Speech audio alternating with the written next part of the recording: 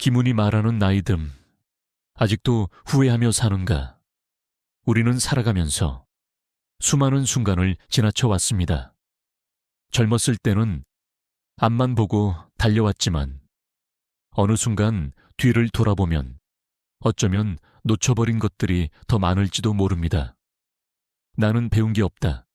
그러나 몸으로 배운 것이 많다라고 말한 적이 있습니다. 소설가 김훈이 했던 말입니다. 그는 유명한 문인이지만 학교 교육을 제대로 받지 못했다고 말합니다. 학교에서 배운 지식보다 길을 걷고 사람을 만나고 삶의 경험을 통해 배운 것들이 훨씬 크다고 이야기했습니다. 하지만 그의 글에는 그 어떤 지식보다 깊은 삶의 통찰이 담겨 있습니다. 오늘은 김훈의 이야기를 통해 나이 들어가면서 우리는 무엇을 놓치지 말아야 하는지, 그리고 후회 없는 하루를 어떻게 살아야 하는지 함께 생각해 보겠습니다. 김훈은 늦은 나이에 등단했습니다. 그는 1948년 서울에서 태어났습니다. 아버지는 한국전쟁 당시 처형당한 문인이었고, 이러한 가족사 속에서 그는 일찍부터 글과 가까운 환경에서 자랐습니다. 20대 시절에는 대학에서 역사를 공부했지만 학문보다는 직접 보고 듣고 느끼는 삶에 더 관심이 많았습니다. 그는 졸업 후 본격적으로 언론계에 들어가 기자 생활을 시작했습니다. 30대와 40대의 그는 신문사에서 기자로 활동하며 전쟁터와 분쟁 지역을 직접 취재하기도 했고, 사회적 사건과 인간 군상의 모습을 가까이서 지켜봤습니다. 이 시기의 경험은 이후 그의 문장 속에 깊이 스며들게 됩니다. 1994년, 그가 46세가 되던 해, 김훈은 한겨레 신문의 편집국장을 맡았지만 이후 사직하고 본격적으로 소설을 쓰기 시작했습니다.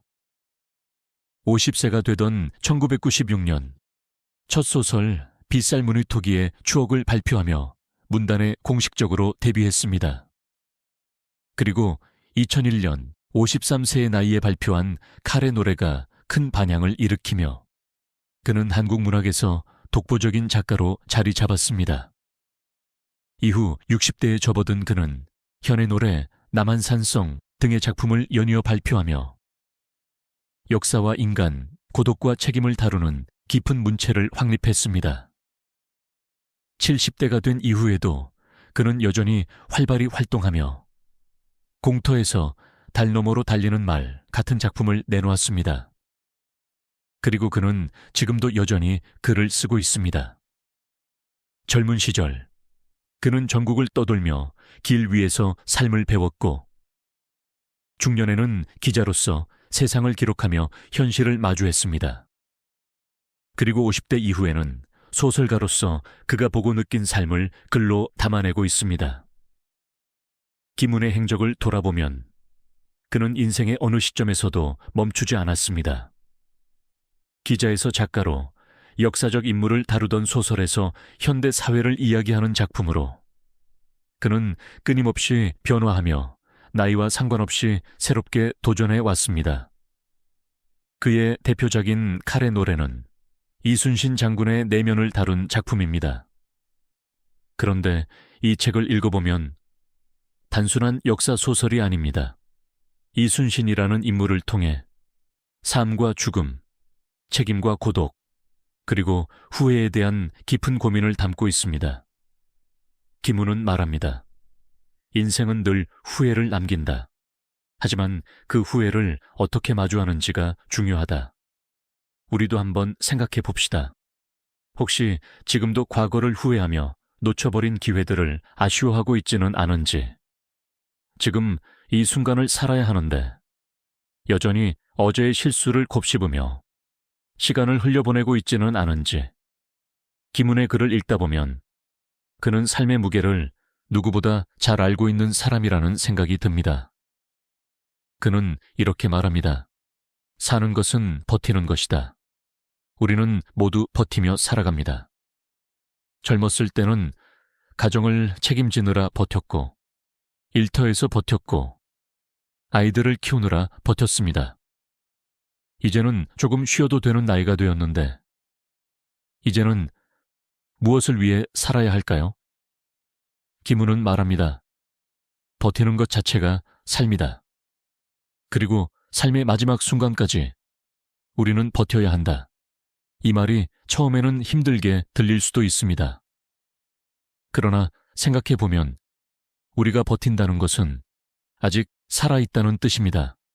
살아있다는 것은 아직도 무언가를 할 수 있다는 뜻입니다. 김우는 젊은 시절 자전거를 타고 전국을 떠돌아다녔다고 합니다. 그는 책을 통해 그때의 경험이 자신의 삶에 큰 영향을 미쳤다고 말합니다. 길 위에 서야 비로소 내가 어디에 있는지 알 수 있다. 길을 떠나야 비로소 내가 어디에 있는지 알 수 있다. 이 말이 의미하는 바는 무엇일까요?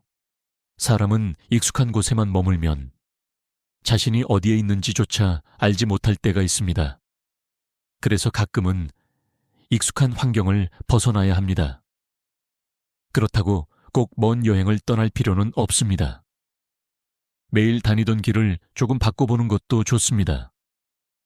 새로운 사람을 만나보는 것도 좋습니다.